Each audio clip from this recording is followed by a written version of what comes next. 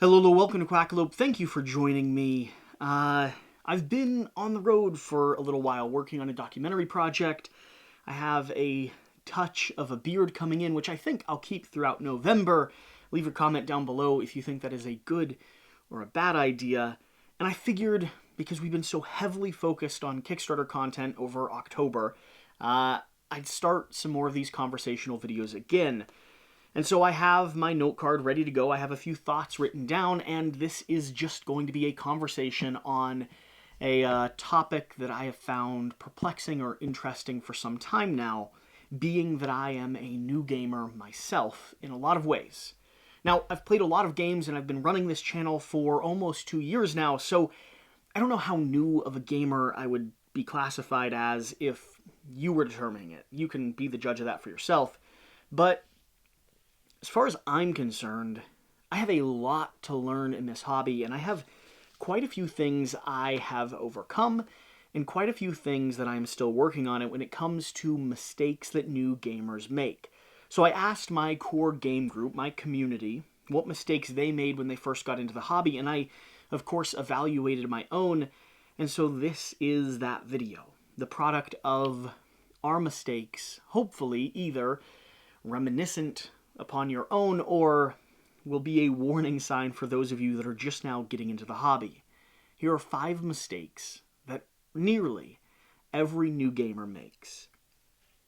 To start with, they buy everything. No, really. Every single game possible. Because when you first discover this hobby, the amount of different opportunities and possibilities that exist out in this hobby space, there are so much. There's miniatures, there's paints, there's D&D, there's RPGs.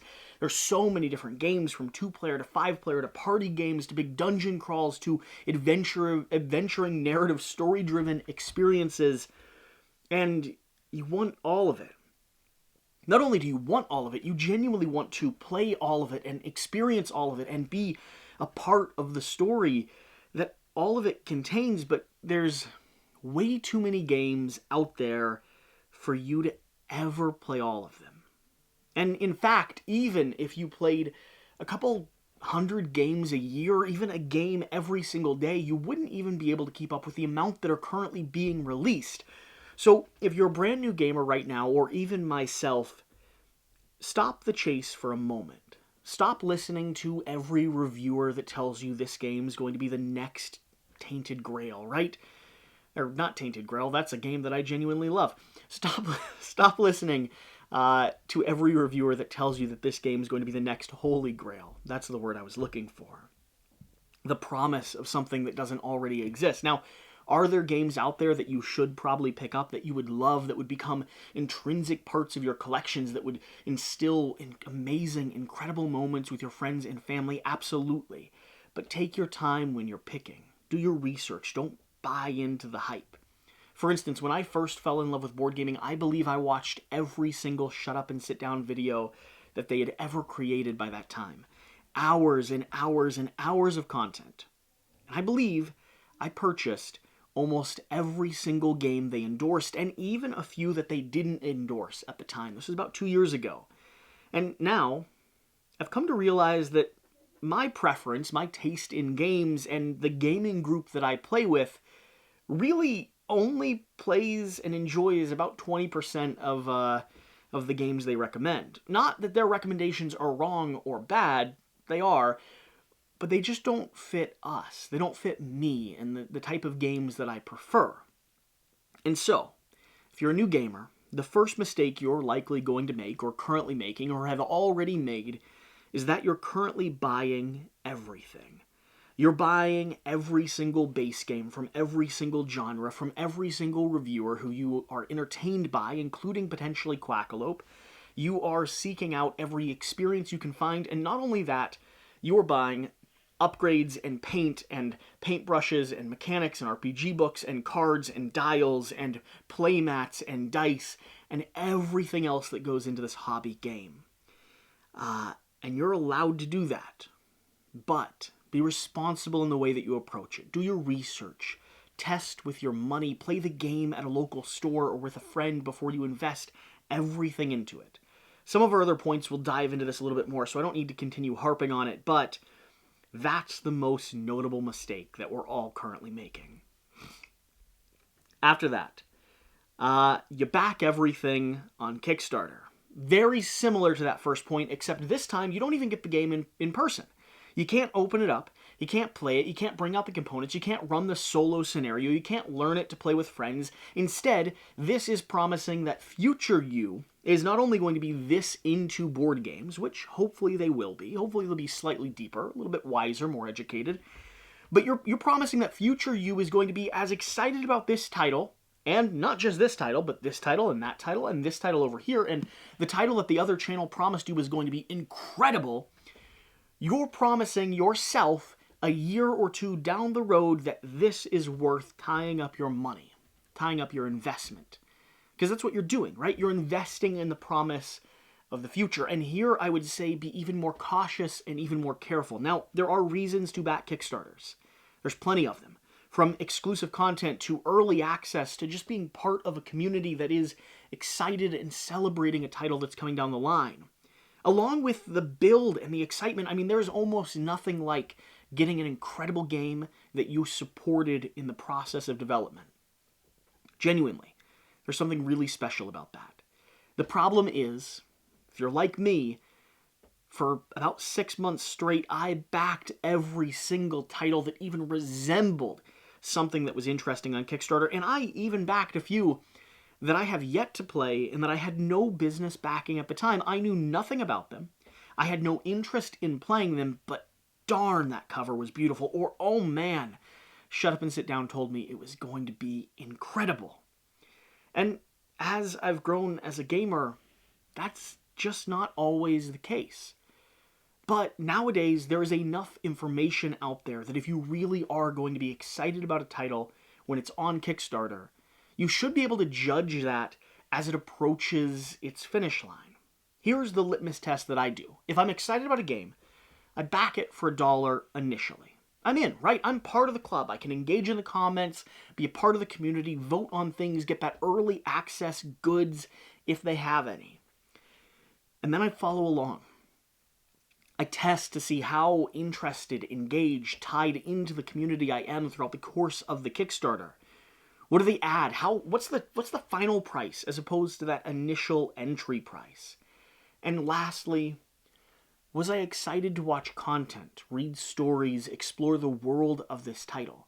Because if I wasn't over the course of the campaign, the odds of me being excited a year and a half from now when that game finally delivers are probably significantly lower.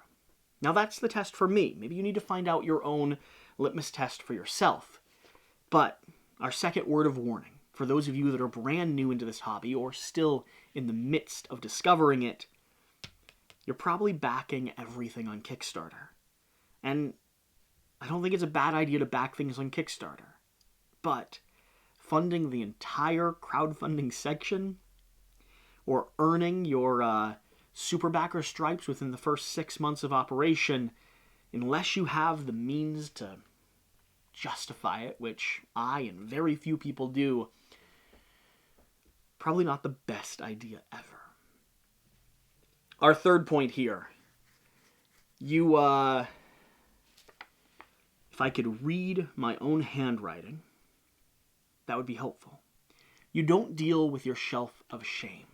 Instead, you let it build and climb behind you until it's this towering force of pressure and opportunity, and at a certain point, probably a little bit of a barrier to actually playing and enjoying piles of games. I mean, I've got a lot of stuff in shrink wrap behind me. I've got a lot of games I've yet to play in front of me. I have games that I bought in the first 6 months of this hobby before Quackalope was even a dream of a duckling that I have yet to get to the table because it's enveloped me so much. So, a good thing to test, a good thing to pause.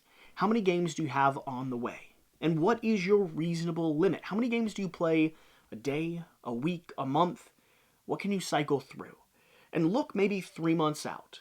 If you play an average of 10 games every month, and that'd be about 30 in a 3-month period. So if you're looking at that and you're trying to determine how many new games do you get to the table, 10, 12, 15, well, how big should your shelf of shame be? How big should your coming from Kickstarter pile be? And how big should your core collection, the games you know you're always going to get to the table? Deal with your shelf of shame. Start whittling away at it. Have a barrier or a limit there that requires you to play, get rid of, or or at least do some research on a title to decide if it's right for your library before you add something else in. Now, am I good at this? No, absolutely not. This is one that I'm still working on, and I'm not convinced I'll ever be perfect at it. But if you're not just a collector, which it's fine if you are, but if you really want to play the games that you've brought into your house, that you've brought into the collection that you have, well then, stare that shelf of shame in the face. Don't let it build beyond what's reasonable. And when it starts to, if you really want to add a game to it, take the time to play something before you add another title to that shelf. It will not only encourage you to be responsible in the purchases and decisions you make, but it'll also encourage you to get more games to the table with a wider variety of people. At one point, I was running 3 or 4 different game groups at various places in different people's houses and at my local game store, and now we have games that are happening on TTS, and so there's almost no excuse to not play something before you add something. Because if you don't have time to play something, why in the world would you have time to play the thing that you just added? Unless, of course, you're making promises on behalf of your future self, which is, after all, a thing I think we all like to do. Our next point, number 4 out of 5. You buy games for the game group you want to have, and not for the game group you already have.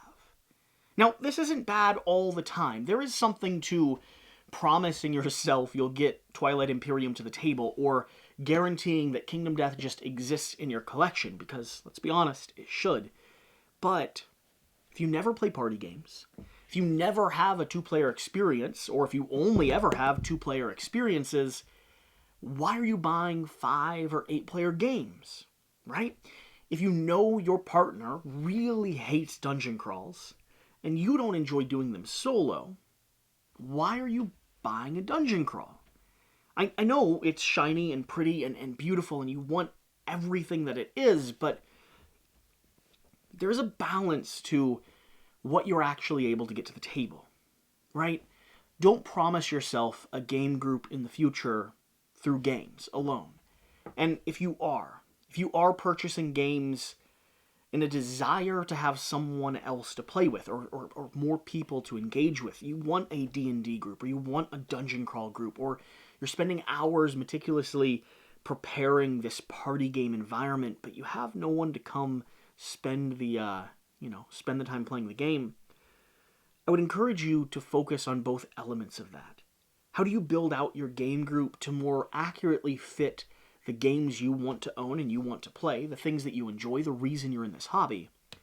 But also, how do you build out your collection to more accurately fit the people that you have right now in your life that you enjoy playing games with, or that you could enjoy playing games with? It's a twofold process. The real problem that is made is when that shelf of shame is building up with dungeon crawls and no one in your group really wants to play those with you. I know you love them. Trust me, I know you love them. But to get some of those big box games to the table, or to get some of those party games to the table, or some of those deck builders that are just your bread and butter, you're going to have to do one of 2 things. You're going to either have to purchase games that more accurately fit your group, or you're going to have to start building another group. Don't just sit in the middle. That's not productive, and it won't help you enjoy this hobby anymore. And our last point. I have it titled, Miniatures Are Amazing. And they are. And I'm going to make this a little bit broader when it comes to components and upgrades are amazing. And they are. But when you're first getting into this hobby, every game you bring into your collection, every game you back on Kickstarter, does not need every single superfluous miniature, It does not need the metal coins or the playmat or the upgrades or the wooden tree. I mean, don't get me wrong, like, if you love a game and it is part of your core collection, or you're very confident that this game will be part of your core collection, by all means, back at the collector's level. Because the odds of reselling or owning or passing on or trading something with all of the deluxe components, especially if they were Kickstarter exclusive, your odds are going to be better than not. The problem is when you buy a game, and the deluxe components are going to be available, as most of these things are. The upgrades are there. The expansions are not going out of print. The option for beautiful miniatures to fill out your board will always kind of be in the marketplace. And you go all in initially. You say to yourself, well, if I'm getting this game, I need all 12 expansions. I need the playmat. I need the card sleeves. I need the metal coins. I need the upgraded tree. Because I don't really want to play this game unless I have everything, right? I mean, you have to go all or nothing. And tying back to this point, miniatures are amazing. They're the driving force for RPG players, for dungeon crawls, for half the games that I love so much. They're even one of the biggest selling points on Kickstarter. And miniatures are amazing. Until they're not. Until you have too many, until you don't have room on your shelf anymore, until you don't have time to paint them or engage with them, until you're not playing with them, because they're just not worth getting to the table. When you first get into this hobby, when you first get into this space, unless you're confident in a purchase, and Kickstarter would be an exception to this, resist the urge to go all in immediately, especially if the things you're going all in for will be available in some form one way or another. Now, even if you could save $10 or $15 by backing and getting everything immediately, if you love the game, if you want those items down the road, why tie up a couple $100 trying to seek them all out before you've had a chance to play it? In the long run, doing that with 10 or 15 games that just sit on your shelves and don't get played, that will cost you significantly more than the percentage that it'll cost to purchase those upgrades in the marketplace afterwards. And so, miniatures are amazing. Except when they're not. So those are my 5 points. Those are the things that were resting on my mind. I figured I would do a video talking about them. Let me know your thoughts on this video, on this format, on these more conversational things. If you've missed having a conversation with a note card and a Quackalope, and what else you'd like to see down the road. We're going to have a lot of videos coming on soon. More conversational things, more topics, more reviews, more confirmation bias, some collaborations with other creators. We're going to be hitting the road and doing as much content as we're able to. And so I appreciate you being here. I appreciate you being part of this community. And I am excited for what's next and what's to come. Like always, the balance is figuring out the personal life, the content we're producing, it's just, there's always a lot to balance. So we're doing our very best to do that. Kind of like a new content creator, I suppose. Whatever the case, leave your topics for other videos in this format down in the comment section down below. I will add them to a list and pick them randomly out of a hat. Sure, randomly out of a hat at some point down the road and do a few more videos where I just talk to you about things that are on my mind. I'm having a hard time figuring out how to end this video. I feel like I haven't done one of these in a long time, so I hope you've enjoyed this video. If you have, leave a quack down below along with a question.